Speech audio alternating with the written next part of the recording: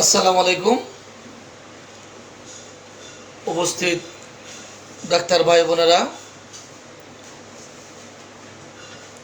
আজ রোগীলিপিকরণ সহজ 250তম ক্লাস। রোগীলিপিকরণ সহজ 250তম ক্লাস।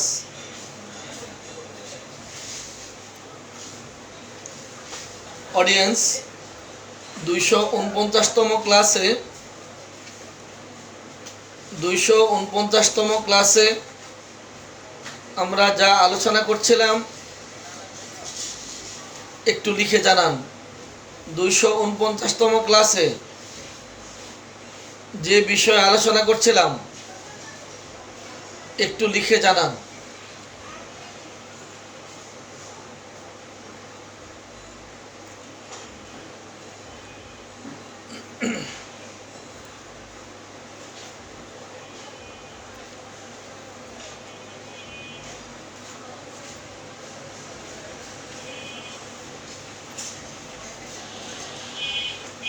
অডিয়েন্স, আজকে আমাদের আলোচনা বিষয় কি? যাদের জানা আছে একটু লিখে জানান। আজকে আমাদের কোন বিষয়ে আলোচনা করার কথা? আজকে আমরা কোন বিষয় শিখব?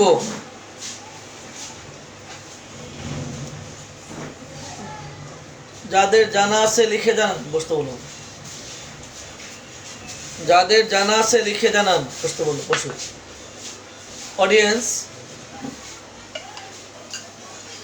আজকে আমাদের যে বিষয়ে আলোচনা করার কথা, যাদের জানা আছে লিখে জানান।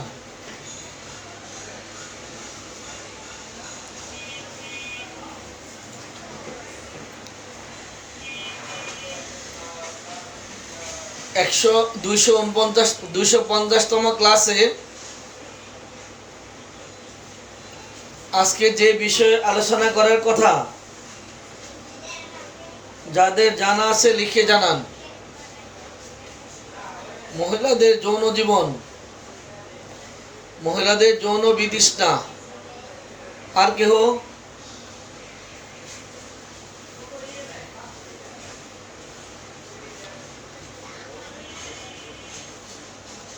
মহিলাদের যৌন বিতৃষ্ণা। আর কেহ?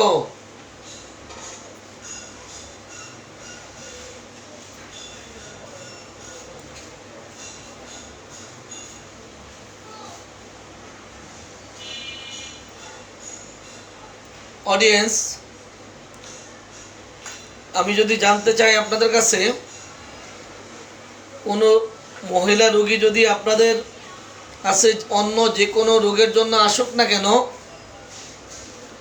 শারীরিক অন্য কোনো সমস্যা হতে পারে, মাথা ব্যথা, বুক ব্যথা, পিঠ ব্যথা, শ্বাসকষ্ট, হাড়ের সমস্যা, অন্য কোনো সমস্যার জন্য যদি আপনাদের কাছে আসে, কিংবা আমাদের কাছে যখন রোগী আসে, মহিলা রোগী, তাদের জেনিটাল অর্গানের কোনো সমস্যা নয়, কিন্তু অন্য কোনো সমস্যার জন্য যদি রোগী আসে, সেই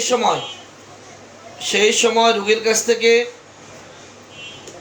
তার এই রোগ ব্যতীত আর কোন বিষয় জানতে হবে, রোগীর রোগ ব্যতীত আর কোন বিষয় জানতে হবে, মহিলা হিসাবে তার কাছ থেকে আর কি তথ্য সংগ্রহ করতে হবে, এ ব্যাপারে আপনাদের যা জানা আছে লিখে জানান।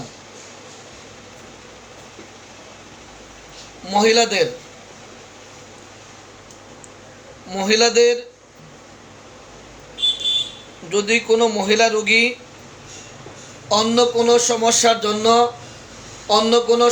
জন্য আসে, যৌনাঙ্গের কোনো সমস্যা নয়, সেই ক্ষেত্রে তার কাছ থেকে যৌন বিষয় কিংবা মহিলা বিষয়ে কি কি বিষয় জানতে হবে, মহিলা হিসাবে তার কাছ থেকে আর কি কি বিষয় জানতে হবে। কোনো মহিলা রোগী যদি মাথা ব্যথা, পেট ব্যথা, বুক ব্যথা, শ্বাসকষ্ট, অন্য যে কোনো সমস্যা নিয়ে আসুক না কেন, মহিলা হিসাবে তার কাছ থেকে আর কি বিষয় জানতে হবে? মহিলা হিসাবে তার কাছ থেকে আর কি বিষয় জানতে হবে, এ ব্যাপারে আপনাদের জানা থাকলে একটু লিখে জানান।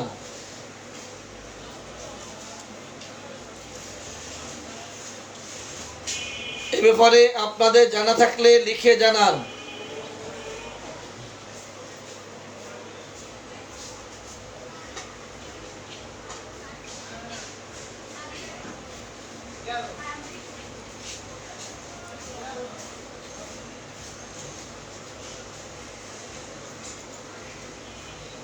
মহিলা রোগীদের ক্ষেত্রে একজনে লিখছেন ঋতুস্রাব। রুজি রহমান, ঋতুস্রাব সম্পর্কে জানতে হবে। ঋতুস্রাব নিয়মিত হয় কিনা? আর কেহ? একজন পেলাম, ঋতুস্রাব সম্পর্কে জানতে হবে। আর কে আছেন?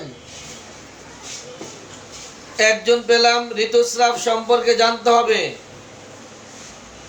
আর কে আছেন? লিখুন। আপনাদের বলা শেষ হলে আমারটা শুরু হবে। ঋতুস্রাব, তারপরে কি? ঋতুস্রাবের পরে লিখেন। আর কে আছেন? লিখুন।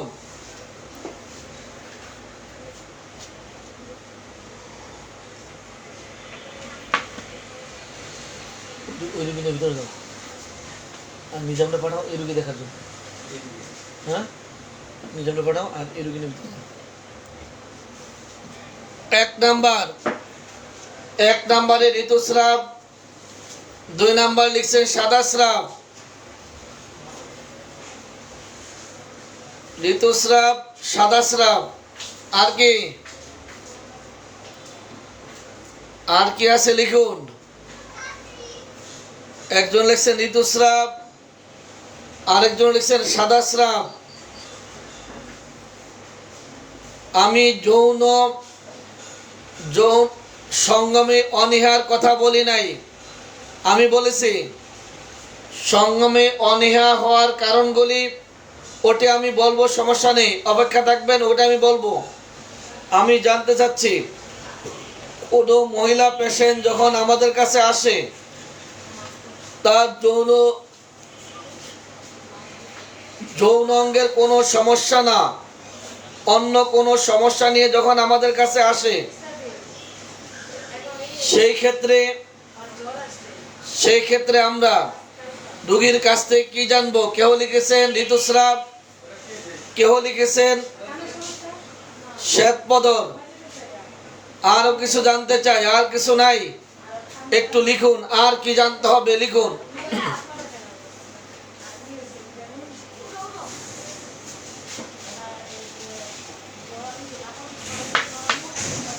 আর কি আছে? ওয়ালাইকুম সালাম। যৌন অবস্থা কেমন শুনলাম। আর কি? আর কিছু? স্তনের আকৃতি, তারপরে কি?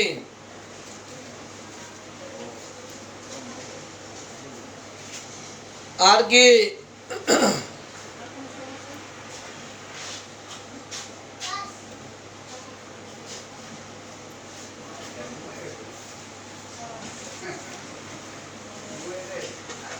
ঋতুস্রাব, শ্বেতপদর, স্তন। আর কিছু?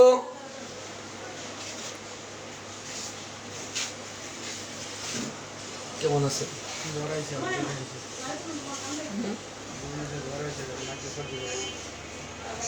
এখানে কেমন?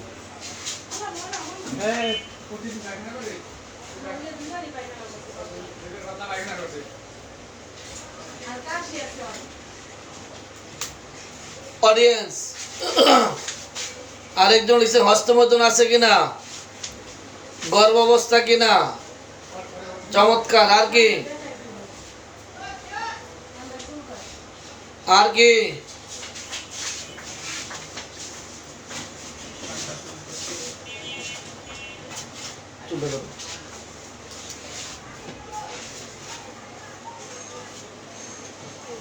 রুগীটা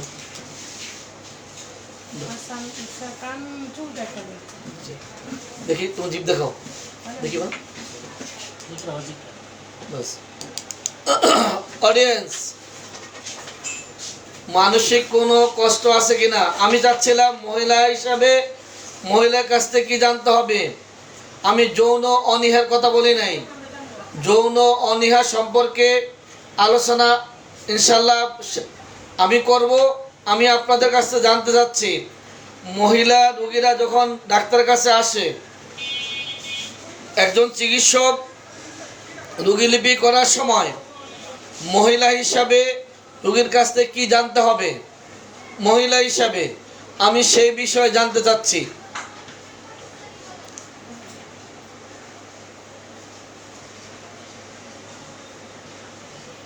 এক নাম্বার, অনেকে বলেছেন ঋতুস্রাব সম্পর্কে জানতে হবে, এক নাম্বার। দুই নাম্বার শ্বেতপদর,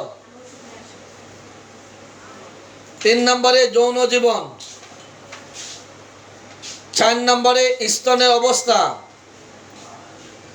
পাঁচ নম্বরে হস্তমৈথুন,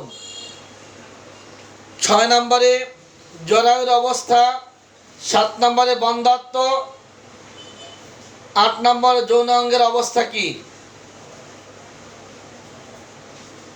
যৌনাঙ্গের অবস্থা। অডিয়েন্স, এক নম্বরে ঋতুস্রাব সম্পর্কে জানতে হবে। মহিলা হিসাবে একজন রোগীর মহিলা হিসাবে জানতে হবে আমাদের ঋতুস্রাব সম্পর্কে, তার ঋতুস্রাব কি অবস্থা। এবার বলুন, একজন মহিলা রোগীর অন্য কষ্টের জন্য চিকিৎসকের কাছে যখন আসেন, সেই সময় এই মহিলা রোগীর রোগীলিপি করার সময় আমরা যে সকল বিষয় জানব, তার ঋতুস্রাব সম্পর্কে জানব, শ্বেতপদর আছে কিনা জানব, যৌন অবস্থা কেমন সে সম্পর্কে জানব, স্তনের আকৃতি সম্পর্কে জানব, হস্তমৈথুন অভ্যাস আছে কিনা জানব, জ্বরের কোনো সমস্যা আছে কিনা, বন্ধ্যাত্ব কিনা, গর্ভাবস্থা কিনা, যৌনাঙ্গের আকৃতি, যৌনাঙ্গের অবস্থা, আমরা এগুলি বিস্তারিত জানব। অডিয়েন্স, এবার আমি জানতে চাই, আপনারা এবার বলুন, একজন মহিলা রোগীর রোগীলিপির সময় তার ঋতুস্রাব সম্পর্কে আমরা কি জানতে পারি? একজন মহিলা রোগীর ঋতুস্রাব সম্পর্কে আমরা কি জানতে পারি, এই ব্যাপারে লিখে জানান। এক এক করে লিখুন, ঋতুস্রাব সম্পর্কে আমরা কি জানতে পারি, কি জানবো। ঋতুস্রাব সম্পর্কে আমরা কি জানবো, ঋতুস্রাব সম্পর্কে কি জানবো, দ্রুত লিখুন। ঋতুস্রাব,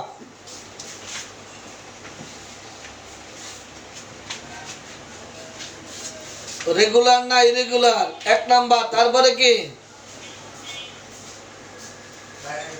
ঋতুস্রাব সম্পর্কে কি জানবো, ঋতুস্রাব, দ্রুত লিখুন। ঋতুস্রাব সম্পর্কে আমরা কি জানবো, ঋতুস্রাব নিয়মিত কিনা। তারপর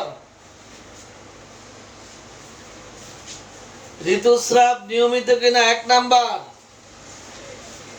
দুই নাম্বারটা কি, অনিয়মিত কিনা। তারপরে কি, ঋতুস্রাব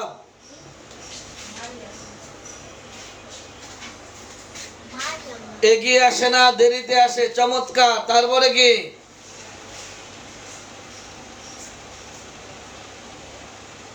এগিয়ে আসে না, দেরিতে।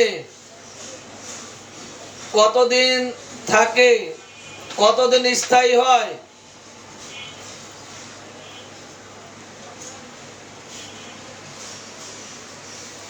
নিয়মিত না অনিয়মিত, এটা অনেকবার বলা হয়েছে, এবার সামনে বলেন কতদিন স্থায়ী হয়, অবরুদ্ধ কিনা। অডিয়েন্স, ঋতুস্রাব অবরুদ্ধ পৃষ্ঠা নাম্বার কত? খোলো। ঋতুস্রাব অবরুদ্ধ পৃষ্ঠা নাম্বার কত? ঋতুস্রাব অবরুদ্ধ পৃষ্ঠা নাম্বার কত?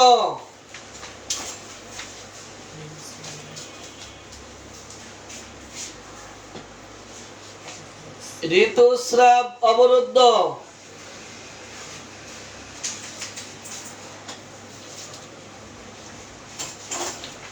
ঋতুস্রাব অবরুদ্ধ পৃষ্ঠা নাম্বার কত? দেখো ঋতুস্রাব অবরুদ্ধ পৃষ্ঠা নাম্বার কত? অডিয়েন্স, আমরা আজকে শিখব মহিলাদের যৌন আকাঙ্ক্ষা কম কেন, মহিলাদের যৌন আগ্রহ কম কেন, সঙ্গমে অনীহা কেন।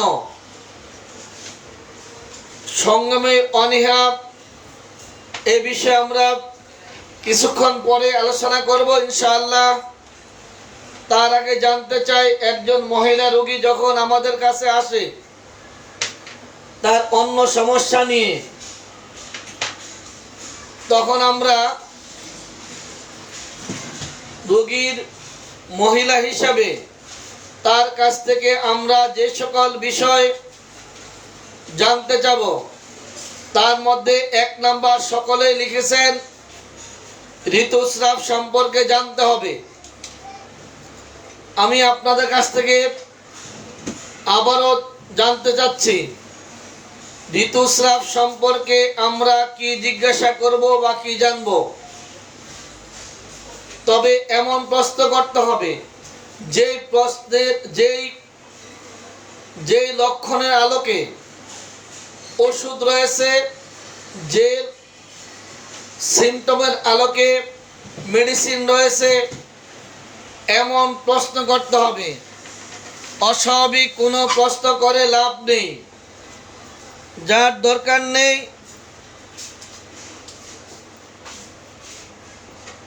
তা জিজ্ঞাসা করা যাবে না।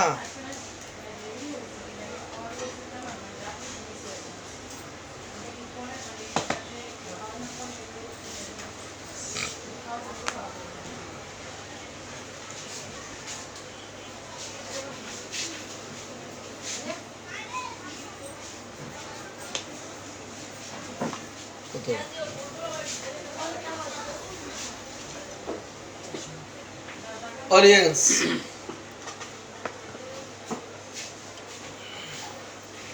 ঋতুস্রাবের আর কি জানতে হবে? ঋতুস্রাবের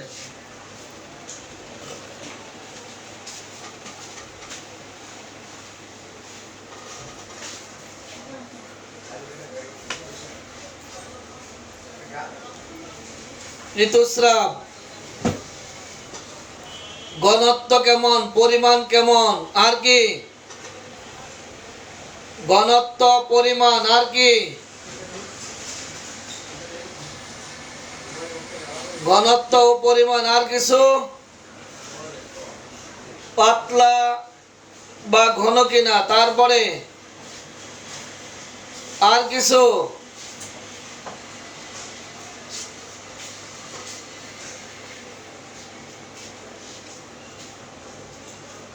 অডিয়েন্স, আমি এবার 2-1টি করে বলছি আপনাদের সাথে। আপনার ঋতুস্রাব নিয়মিত, অনিয়মিত, বিলম্বিত,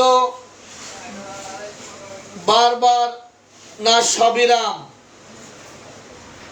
ঋতুস্রাব নিয়মিত, বিলম্বিত, অনিয়মিত, বারবার, বিলম্বিত। নিয়মিত, অনিয়মিত, বিলম্বিত, বারবার না সবিরাম?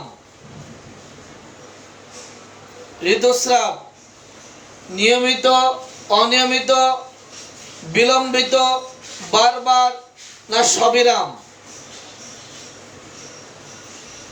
1 নাম্বার পয়েন্ট, আপনার ঋতুস্রাব নিয়মিত, অনিয়মিত, বিলম্বিত, বারবার না সবিরাম? 1 নাম্বার প্রশ্ন। যদি অনিয়মিত হয়, যদি অনিয়মিত হয় তাহলে কতদিন পর পর হয়, কতদিন স্থায়ী থাকে, কি পরিমাণে হয়, গন্ধ কেমন, বর্ণ কেমন, ঠান্ডা না গরম, আপনাকে জেনে নিতে হবে। 1 নাম্বার প্রশ্ন, আপনার ঋতুস্রাব নিয়মিত না অনিয়মিত, বিলম্বিত, বারবার না সবিরাম? 2 নাম্বার, যদি আপনার ঋতুস্রাব অনিয়মিত হয় সেই ক্ষেত্রে কতদিন পর পর দেখা দেয় এবং কতদিন স্থায়ী হয়, পরিমাণে কেমন, গন্ধ কেমন, বর্ণ কেমন, স্রাব ঠান্ডা না গরম, এই সম্পর্কে জেনে নিতে হবে। 1 নাম্বার, ঋতুস্রাব নিয়মিত, অনিয়মিত, বিলম্বিত, বারবার, সবিরাম।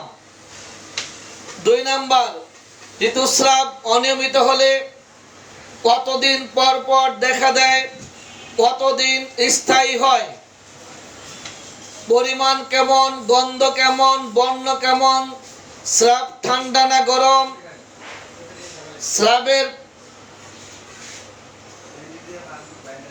প্রকৃতি জানতে হবে।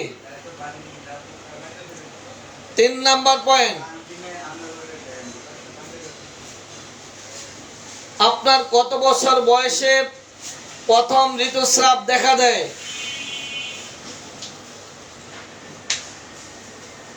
প্রথম কত বছর বয়সে ঋতুস্রাব দেখা দেয়? উপযুক্ত বয়সের পূর্বে না উপযুক্ত বয়সে না উপযুক্ত বয়সের পরে, তা জেনে নিতে হবে। 3 নাম্বার পয়েন্ট। 3 নাম্বার পয়েন্ট, আপনার প্রথম ঋতুস্রাব কত বছর বয়সে দেখা দিয়েছিল? নির্ধারিত সময়ের পূর্বে না নির্ধারিত সময়ে না নির্ধারিত সময়ের অনেক পরে? 4 নাম্বার, অনেকের মেনোপজকালীন ঋতুস্রাব দেখা দেয়। মেনোপজকালীন ঋতুস্রাব দেখা দেয়, স্রাব হয় কিনা সে ব্যাপারে জানতে হবে। অনেকের মেনোপজ দেখা দিয়েছে, তার মধ্যে স্রাব যদি চলতে থাকে সে ব্যাপারে বিস্তারিত জানতে হবে।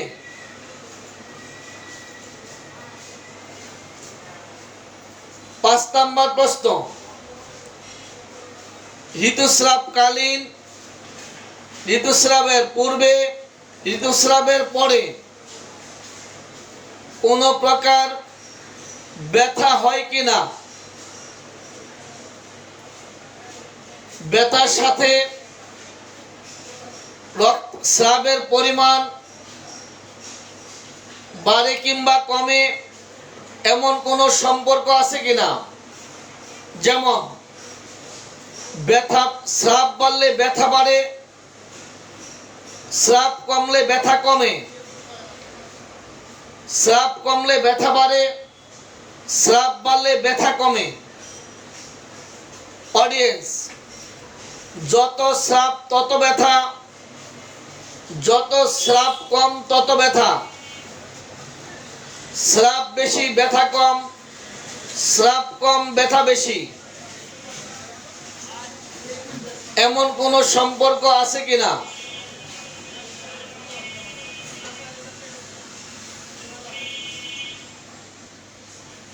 স্রাবের পরিমাণ কেমন, ব্যথা বাড়লে স্রাব বাড়ে কিনা, ব্যথা কমলে স্রাব বাড়ে কিনা, ব্যথা বাড়লে স্রাব কমে কিনা, এই ব্যাপারে জেনে নিতে হবে।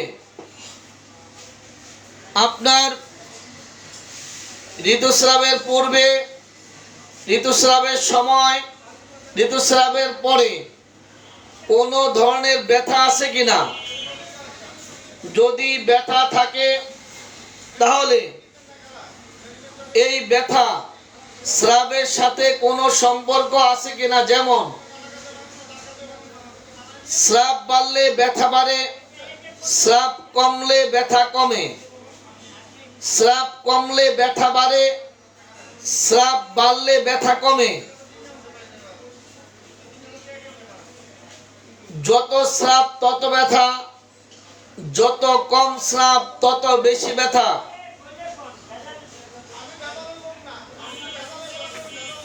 স্রাব বাড়লে ব্যথা কমে, স্রাব কমলে ব্যথা বাড়ে।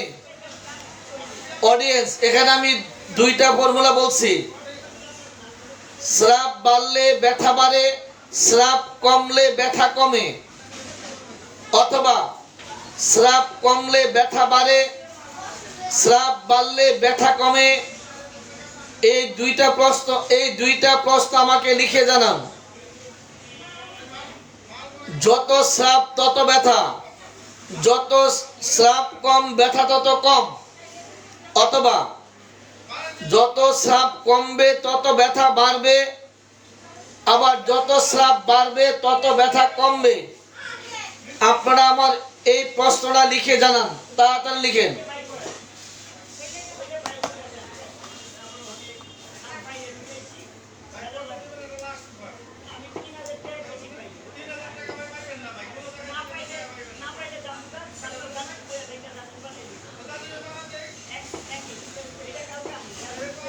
অডিয়েন্স, লিখে জানান।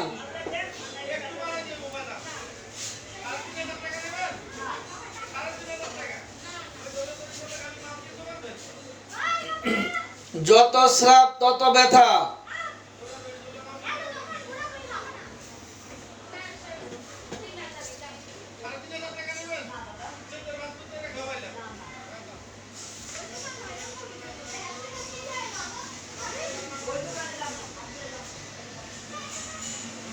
অডিয়েন্স, ব্যথাযুক্ত মাসিক,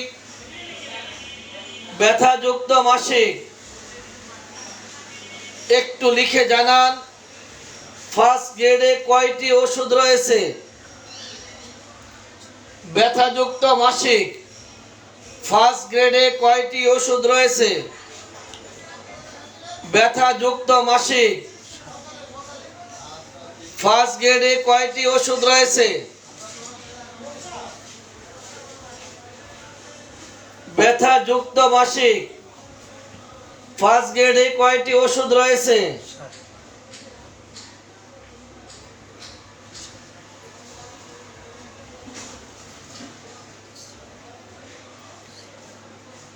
7টি। ডাক্তার লোকমান হাকিম স্যার লিখছেন 7টি। যত স্রাব তত ব্যথা, স্রাব কম ব্যথা কম, স্রাব বেশি ব্যথা কম, স্রাব কম ব্যথা বেশি।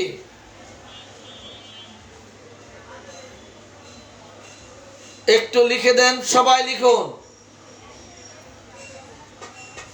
রোগীকে কি প্রশ্ন করতে হবে যদি আপনি না জানেন? তাহলে রোগীলিপি মজা হবে না।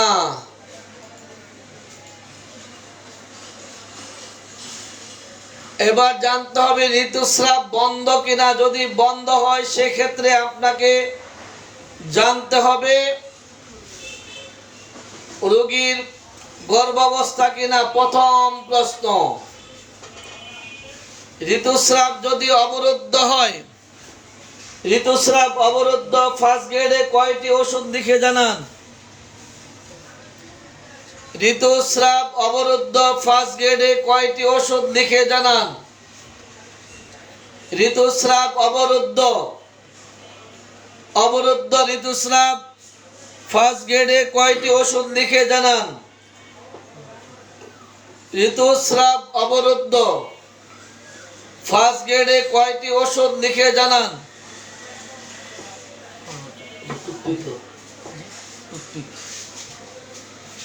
ঋতুস্রাব অবরুদ্ধ ফার্স্ট গ্রেডে কয়টি ওষুধ লিখে জানান? ঋতুস্রাব অবরুদ্ধ ঋতুস্রাব অবরুদ্ধ ফার্স্ট গ্রেডে কয়টি ওষুধ লিখে জানান? 13টি। কয়টা? হ্যাঁ, 1 2 3 4 5 6 7 8 9 10 11 12 13 14 15। অডিয়েন্স একটু ঠিক করে লিখুন।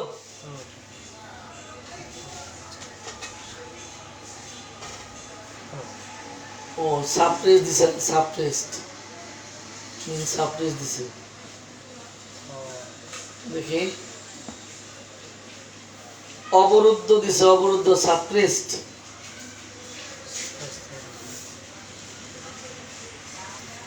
দেখতে পারা অডিয়েন্স,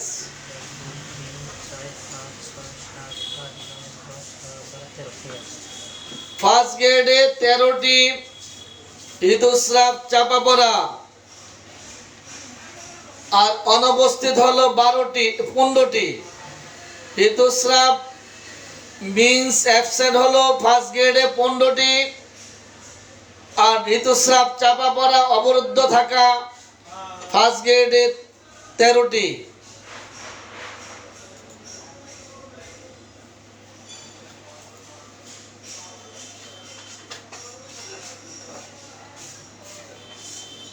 ঋতুস্রাব অবরুদ্ধ হলে বিবাহিতদের ক্ষেত্রে জানতে হবে প্রথম প্রশ্ন, গর্ভাবস্থা কিনা। যদি গর্ভাবস্থা না হয় সেক্ষেত্রে এবং অবিবাহিতদের ক্ষেত্রে কিছু ব্যতিক্রম, কিছু তথ্য সংগ্রহ করতে হবে বা কিছু জিনিস জেনে নিতে হবে এই ঋতুস্রাব অবরুদ্ধ হওয়ার কারণ হিসাবে। ঋতুস্রাব অবরুদ্ধ হওয়ার বিবাহিত হলে প্রধান কারণ হিসাবে গর্ভাবস্থা কিনা জেনে নিতে পারেন। এছাড়া যদি গর্ভাবস্থা না হয়, বিবাহিত অবিবাহিত সবার ক্ষেত্রে যা জানতে হবে, আপনাদের জানা থাকলে আমাকে কিছু লিখে পাঠান। যদি রোগী বিবাহিত না হয় অথবা রোগী যদি গর্ভাবস্থায় না হয়, সেই ক্ষেত্রে গর্ভাবস্থা না হয় এবং বিবাহিত না হয়, সেই ক্ষেত্রে আমাদের যা জানতে হবে, যে সকল কারণে মাসিক অবরুদ্ধ হতে পারে সে বিষয়ে লিখে জানান। যে সকল বিষয়ে আমাদের জানতে হবে তা লিখে জানান। রোগী গর্ভাবস্থায় নয় অথবা অবিবাহিত কিন্তু মাসিক অবরুদ্ধ, সেক্ষেত্রে আমাদের কি কি জানতে হবে একটু লিখে জানান। সেক্ষেত্রে আমাদের কি কি জানতে হবে? রোগী গর্ভাবস্থায় নয় এবং অবিবাহিত উভয়ের ক্ষেত্রে একই। কি কি বিষয় জানতে হবে একটু লিখে জানান।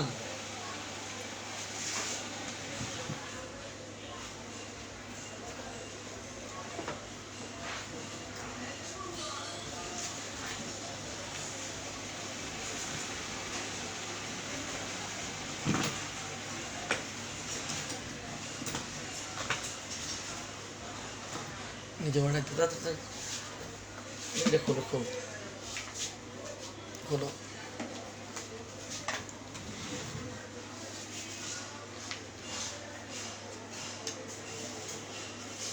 লিখুন, রোগী গর্ভাবস্থায় নয় এবং বিবাহিত নয়। রোগী বিবাহিত নয়, গর্ভাবস্থাও নয়। তাহলে এই অবস্থায় ঋতুস্রাব অবরুদ্ধর কারণ হিসাবে কি জানতে পারি? ঋতুস্রাব অবরুদ্ধের কারণ হিসাবে যা জানতে পারি,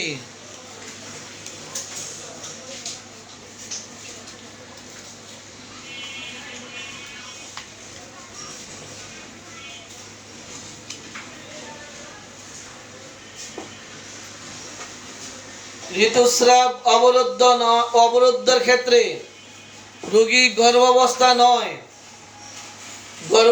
নয়, বিবাহিত নয়, সেই ক্ষেত্রে আমরা কি কি জানতে পারি?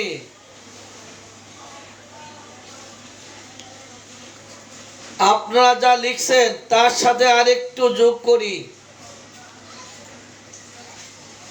মনোকষ্টজনিত ঋতুস্রাব অবরুদ্ধ, ক্রোধ থেকে ঋতুস্রাব অবরুদ্ধ, শীত থেকে বা শীতল জলে ভেজা থেকে ঋতুস্রাব অবরুদ্ধ, ঠান্ডা পানিতে হাত রাখার ফলে অথবা ঠান্ডা পানিতে দীর্ঘ সময় কাজ করার ফলে ঋতুস্রাব অবরুদ্ধ, অত্যাধিক নৃত্য করার ফলে ঋতুস্রাব অবরুদ্ধ। অডিয়েন্স, অত্যাধিক নৃত্য করার ফলে ঋতুস্রাব অবরুদ্ধ, এরকম লক্ষণের আলোকে ওষুধ পেয়ে থাকবেন। মানসিক আবেগ, শারীরিক পরিশ্রম, ভয় পেয়ে, শোক থেকে, উত্তপ্ত হওয়ার পর, পানির মধ্যে কাজ করলে দীর্ঘ সময়, পায়ে পানি লাগলে, রান্নাঘরে দীর্ঘ সময় পানির মধ্যে কাজ করতে থাকলে ঋতুস্রাব অবরুদ্ধ হতে পারে। পরবর্তী নাম্বার, অপুষ্টি, মেদবহুল, শীর্ণকায় স্ত্রীলোকদের অপুষ্টিজনিত কারণে ঋতুস্রাব অবরুদ্ধ হতে পারে। মেদ প্রবণের ক্ষেত্রে হতে পারে, অতিরিক্ত শীর্ণকায়, দুর্বল এর ফলে হতে পারে। পরবর্তী নাম্বার, অতিরিক্ত শ্বেতপদর,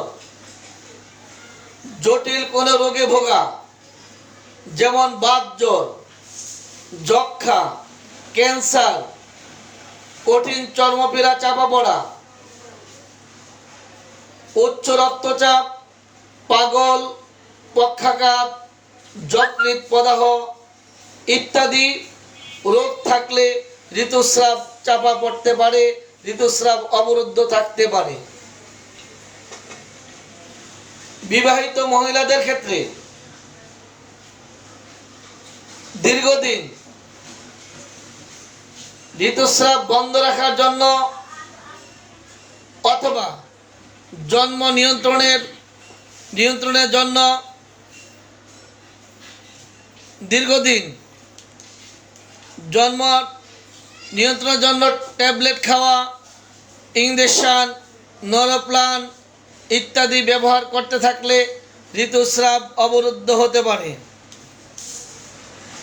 ঋতুস্রাব অবরুদ্ধ হওয়ার আরেকটি প্রধান কারণ, বিবাহিত মহিলারা জন্ম নিরোধ হিসাবে দীর্ঘদিন ট্যাবলেট খাওয়া,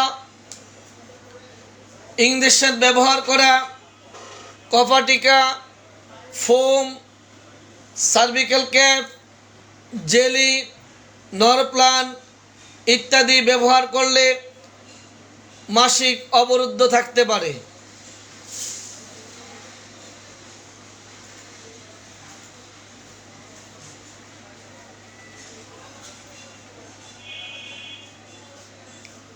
অতিরজ,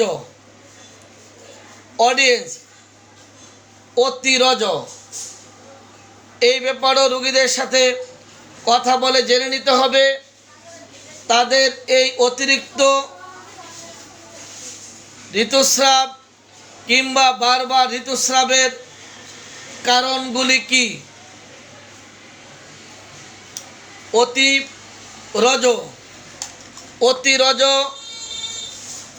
অতিরজ কিংবা বারংবার ঋতুস্রাব এই ব্যাপারে রোগীদের কাছে জেনে নিতে হবে। এর জন্য আমরা জানতে পারি রোগী কোনো গর্ভপাত ঘটেছে কিনা, ঠান্ডা লাগার ফলেও অতিরিক্ত রক্তস্রাব হতে পারে, উত্তেজনা, কামুন্মত্ততা, ঝড় বজ্র, অধিক নড়াচড়া এর ফলেও যদি রোগীদের অতিরিক্ত ঋতুস্রাব চলতে থাকে, তার ওষুধ রয়েছে। অসংযমী স্ত্রী লোকদের, শীর্ণকায় স্ত্রী লোকদের, মেনোপজকালীন বাত ধাতু যুক্ত স্ত্রী লোকদের অতিরজ হতে পারে।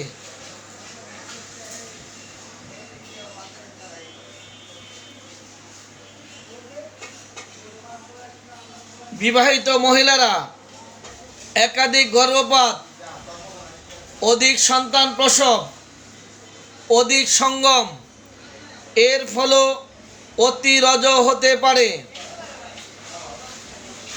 অডিয়েন্স, ঋতুস্রাবের ঘনত্ব সম্পর্কে আমাদের জানতে হবে।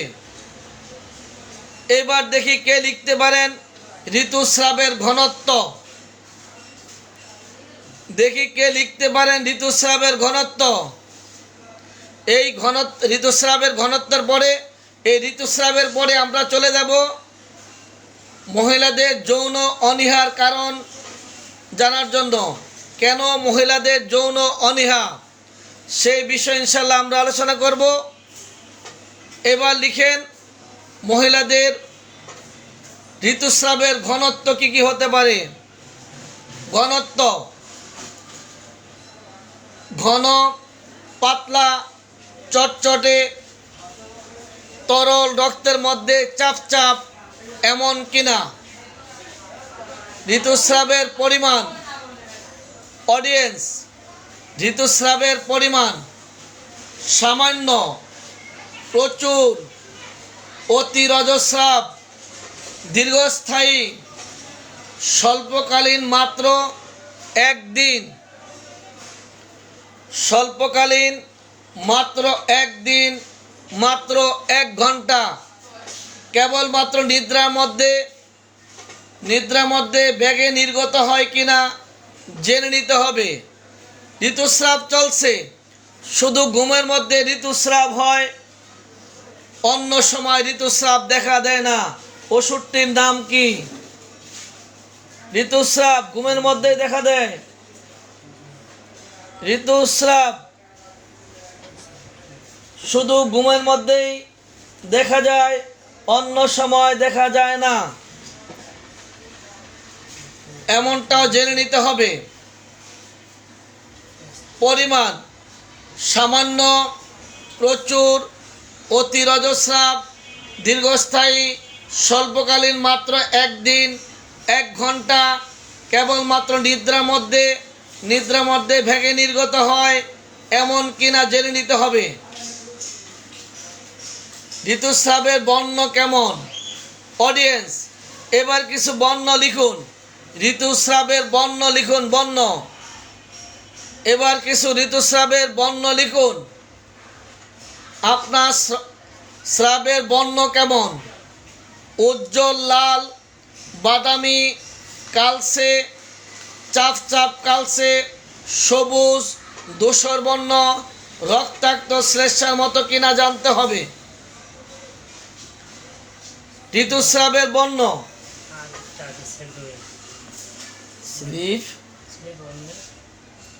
অডিয়েন্স, ঋতুস্রাব শুধুমাত্র ঘুমের মধ্যেই দেখা দেয়, জাগ্রত হলে স্রাব থাকে না। ওষুধটির নাম কি? কে পারেন লিখে দেন। ঋতুস্রাব শুধুমাত্র ঘুমের মধ্যেই স্রাব থাকে, জাগ্রত হলে স্রাব থাকে না। Magnesia carb. একদম চমৎকার। অডিয়েন্স, ঋতুস্রাবের বর্ণ কেমন? উজ্জ্বল লাল, বাদামি, কালচে, চাপ চাপ কালচে, সবুজ, ধূসর বর্ণ, রক্তাক্ত, শ্লেষ্মার মতো কিনা জানতে হবে। ঋতুস্রাবের গন্ধ কে পারেন একটু লিখে দেন। ঋতুস্রাবের গন্ধ। এই ঋতুস্রাবের গন্ধের পরে আমরা চলে যাব মহিলাদের যৌন অনীহায়। অনীহার কারণ কি? ঋতুস্রাবের গন্ধ স্বাভাবিক গন্ধ, দুর্গন্ধ, অ্যামোনিয়ার গন্ধ, পচা মাছের গন্ধ, পশবান্তিক স্রাবের গন্ধ, জাজালো গন্ধ, টক গন্ধ, উগ্র গন্ধ কিনা।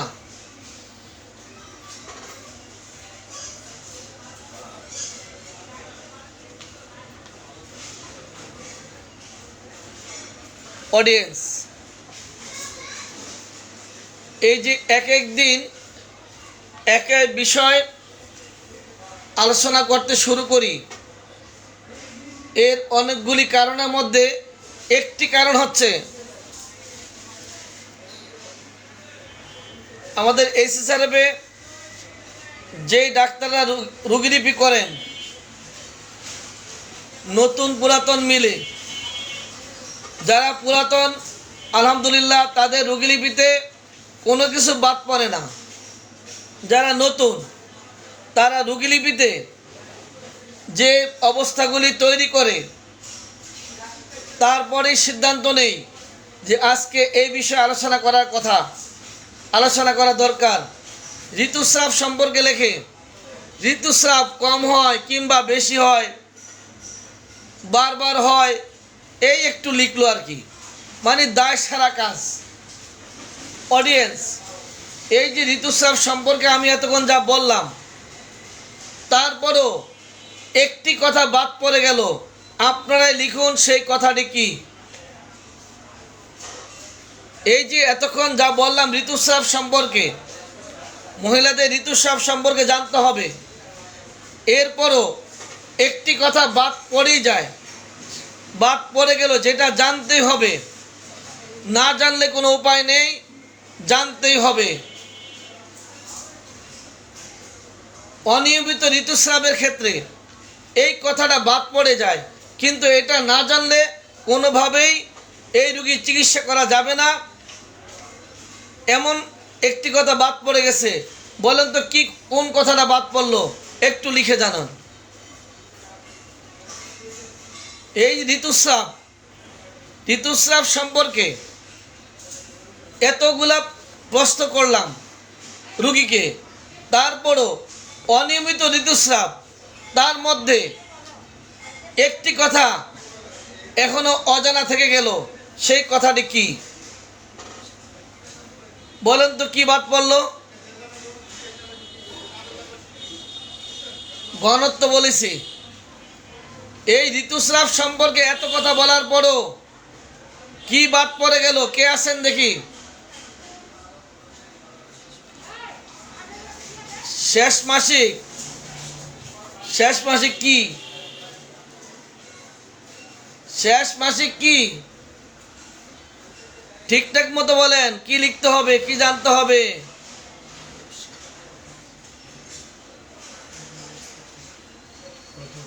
অমাবস্যায় রুগী গর্ভাবস্থা কিনা জিজ্ঞাসা করেছি, এগুলি অনেক আগে গেছে। কি বাদ পড়লো?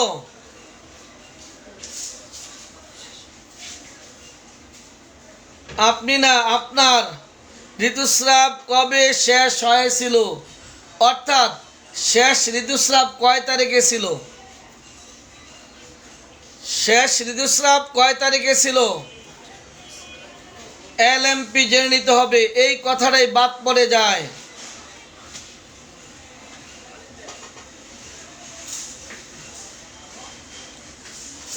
অডিয়েন্স, এবার আসি আমাদের মূল কাজে। যৌন অনীহা, এই কথাটা অধিকাংশ পুরুষরাই বলে থাকে, তার স্ত্রীর যৌন আগ্রহ কম, যৌন চাহিদা কম, সঙ্গমকালীন তার স্ত্রী সাড়া দেয় না, মহিলাদের প্রায় বলে থাকে আমার সেক্স করতে ভালো লাগে না, মন চায় না, সেক্সে অনীহা, সেক্স ভালো লাগে না, সঙ্গম ভালো লাগে না।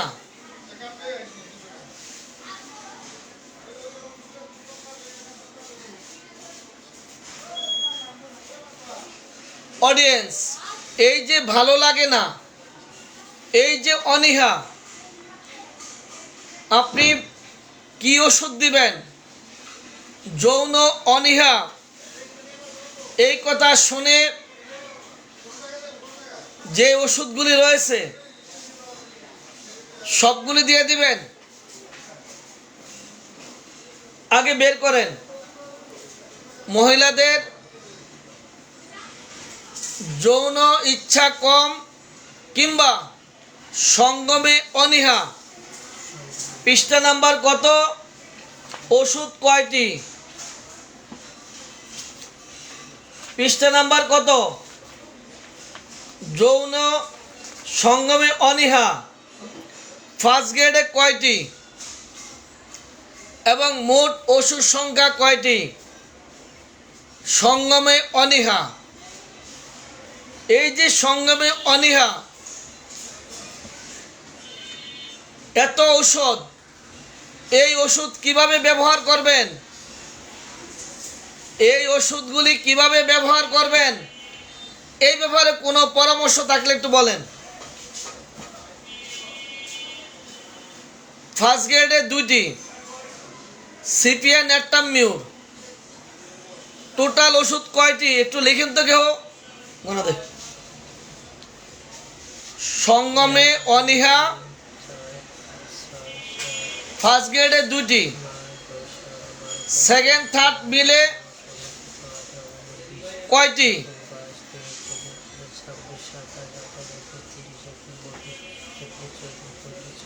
ফার্স্ট গ্রেডের আচ্ছা 47টি। কয়টি?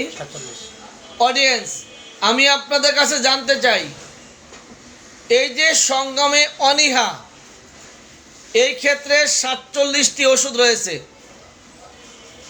এখন বলেন তো, এই 47টি ওষুধ রুগীকে কিভাবে ব্যবহার করব বলেন?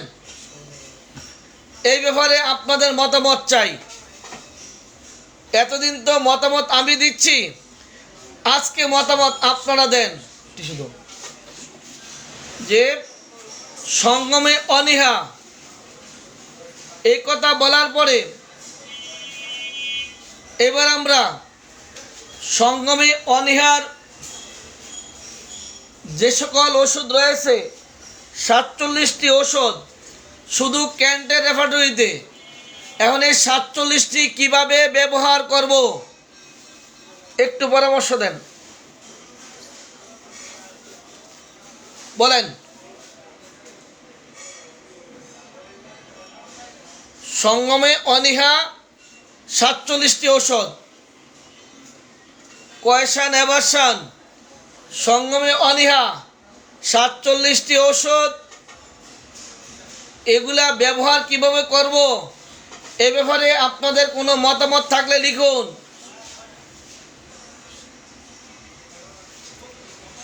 সাবরুব্রিকের মাধ্যমে, আচ্ছা সাবরুব্রিকের মাধ্যমে ভাগ করতে পারবো কয়েকটা। যদি কারো মাসিকের পরে ভালো লাগে না, তাইলে কিছু ওষুধ ভাগ করা যায়। আনন্দ পায় না, কিছুটা ভাগ করা যাবে। দেরিতে উত্তেজনা হয়, কিছুটা ভাগ করা যাবে। এখন এর বাহিরে এই এতগুলি ওষুধ কিভাবে ব্যবহার করবেন এই ব্যাপারে আপনাদের মতামত চাই। প্রথমে ফার্স্ট গ্রেড রোগীর লক্ষণ একটাও সিপিআর সাথে আর নেটটামের সাথে মিলে না, তাইলে এবার কি করবেন? রোগীর লক্ষণ যদি সিপিআর সাথে আর নেটটামিউরের সাথে না মিলে, তাহলে কি করবেন? এগুলি কই পাওয়া যায়? বক্স নিয়ে দিতে হবে। অডিয়েন্স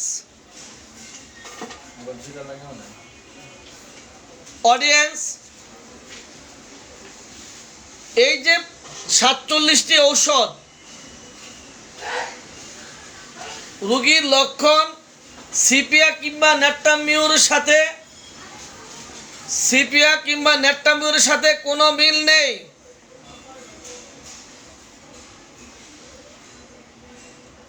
তাহলে কি করব? লক্ষণ অনুসারে। কি লক্ষণ অনুসারে? কি লক্ষণ মিলাবো? বলেন, কি লক্ষণ মিলাবো? আমাকে আপনাকে আগে জানতে হবে এই রোগীর যৌন আগ্রহ কম কেন? কেন যৌন আগ্রহ কম? এই কেন যদি খুঁজে পান তাহলে ওষুধ ভাগ করতে পারবেন, তার আগে নয়।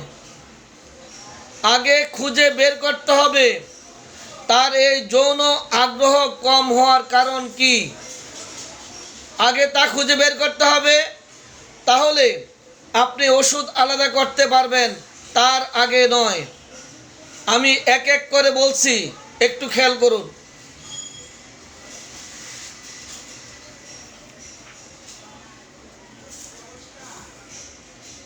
অনেক পুরুষ মহিলা আছে যাদের যৌন মিলনে একেবারেই উৎসাহ অনুভব করে না।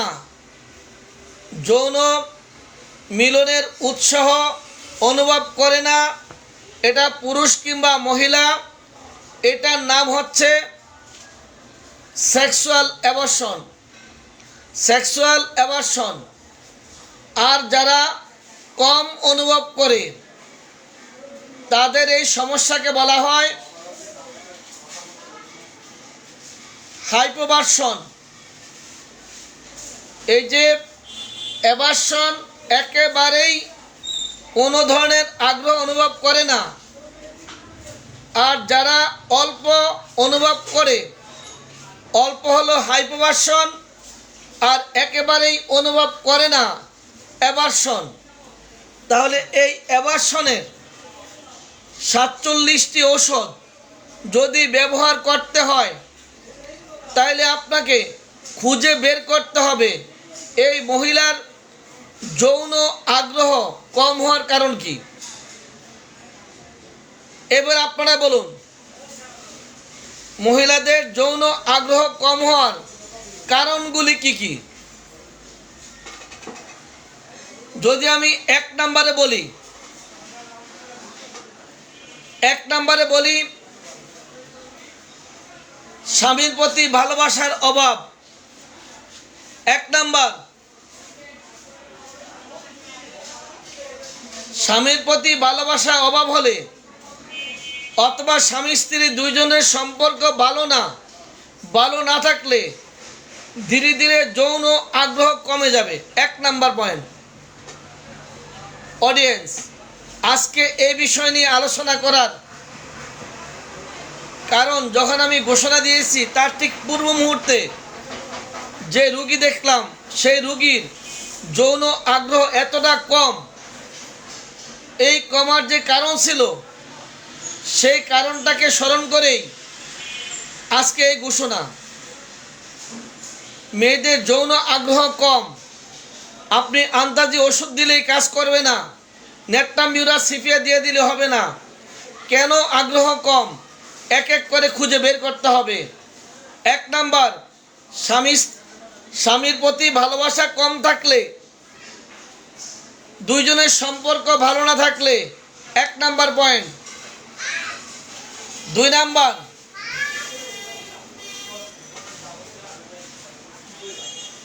কাজে ব্যস্ত, অতিরিক্ত টায়ার্ড, সারাদিন অফিস করে বাসায় এসে বাসার কাজকাম করে খুব টায়ার্ড, যদি এরকম পরিশ্রম করতে থাকে, টায়ার্ড হয়ে গেলে যৌন আগ্রহ কম থাকতে পারে।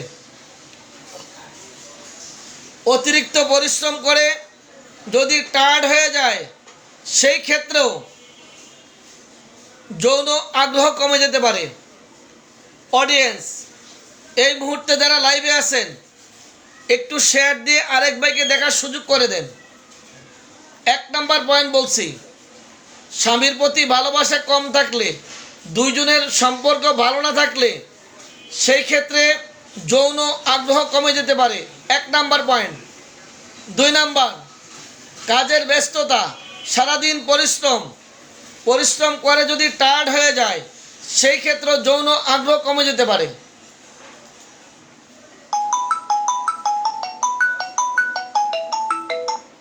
দীর্ঘদিন বিবাহিত জীবনে একে অপরের প্রতি শারীরিক আগ্রহ হারিয়ে ফেললে, দীর্ঘদিনের সংসার যদি হয়, সেক্ষেত্রে স্বামীর প্রতি যদি আগ্রহ, স্বামীর বিভিন্ন অঙ্গ কিংবা স্বামীর প্রতি, স্বামীরকে দেখা, স্বামীর কাছে যাওয়া, এই জাতীয় আগ্রহ যদি দীর্ঘদিনে হারিয়ে ফেলে, সেই ক্ষেত্রে যৌন আগ্রহ কমে যেতে পারে। বলো, আধা ঘন্টা পরে। 4 নাম্বার, যে কোনো কারণে মন খারাপ থাকলে,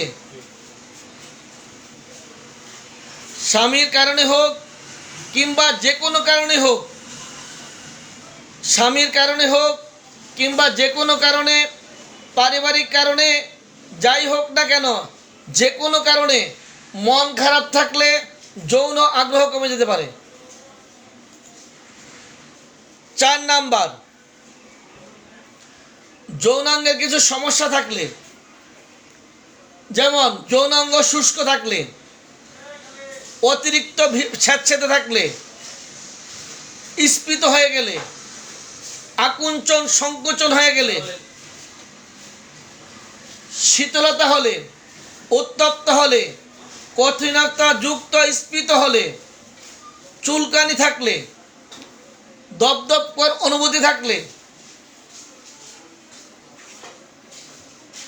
পোকা হাঁটানে অনুমতি থাকলে, যৌনাঙ্গে জ্বালা করলে, সঙ্গমের সময় যৌনাঙ্গে কষ্ট অনুভব করলে, স্পর্শকাতরতা থাকলে,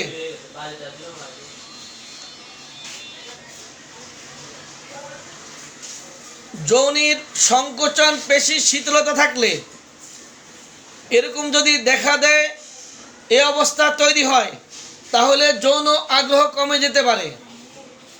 যৌনাঙ্গ গঠিত কারণে যৌন আগ্রহ কমে যেতে পারে।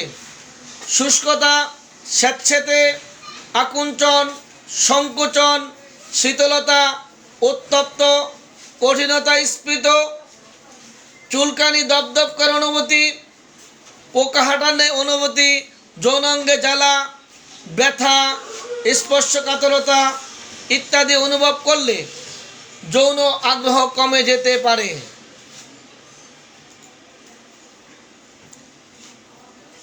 6 নাম্বার, স্বামীর কোনো আচরণে, স্ত্রী যদি স্বামীর প্রতি ঘৃণা তৈরি হয়, স্বামীর কোনো কাজে কর্মে কথাবার্তায় স্বামীর প্রতি যদি কোনো ঘৃণা তৈরি হয়, সেক্ষেত্রে যৌন আগ্রহ কমে যেতে পারে। 7 নাম্বার, সঙ্গমে আনন্দ না পেলে যৌন আগ্রহ কমে যেতে পারে, যৌন অনীহা চলে আসতে পারে।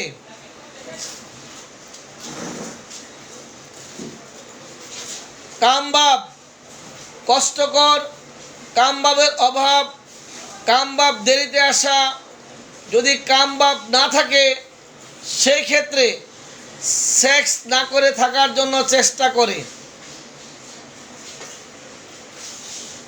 সঙ্গমকালীন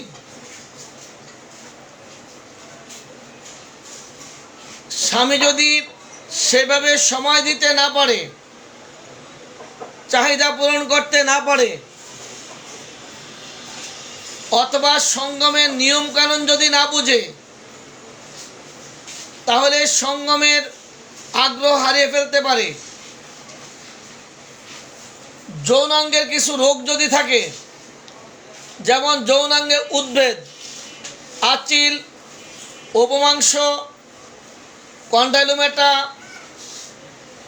পুষ্পটিকা, যৌনপদ্মে অতিরিক্ত বায়ু নিঃসরণ, জরায়ু নিচে নেমে যাওয়া, নালীক্ষত, ফোড়া, টিউমার, ক্যান্সার, ভ্যাজাইনাইটিস, ভালভাইটিস ইত্যাদি রোগ থাকলে যৌন আগ্রহ কমে যেতে পারে। স্বামীর সঙ্গমের স্থায়িত্ব কম থাকলে অথবা যৌন কৌশল যদি না জানে, সেই ক্ষেত্রে চাহিদা পূরণ না হলে ধীরে ধীরে যৌন আগ্রহ কমে যেতে পারে।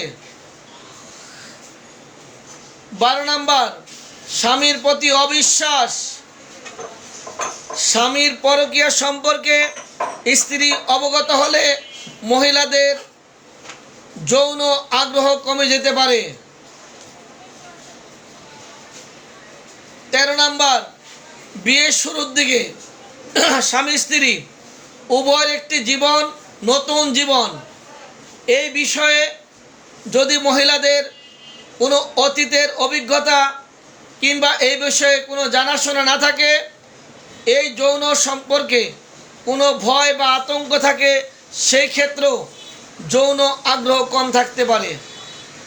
অডিয়েন্স, মহিলাদের যৌন জীবন সম্পর্কে আপনারা আজকে আরেকটু দেখে রাখবেন। আগামী দিন ইনশাআল্লাহ মহিলাদের যৌন জীবন সম্পর্কে বিস্তারিত আলোচনা করার চেষ্টা করব আগামী দিন রাত 9:30টায়। সেই পর্যন্ত সবাই ভালো থাকেন। আসসালামু আলাইকুম ওয়া রাহমাতুল্লাহি ওয়া বারাকাতুহু।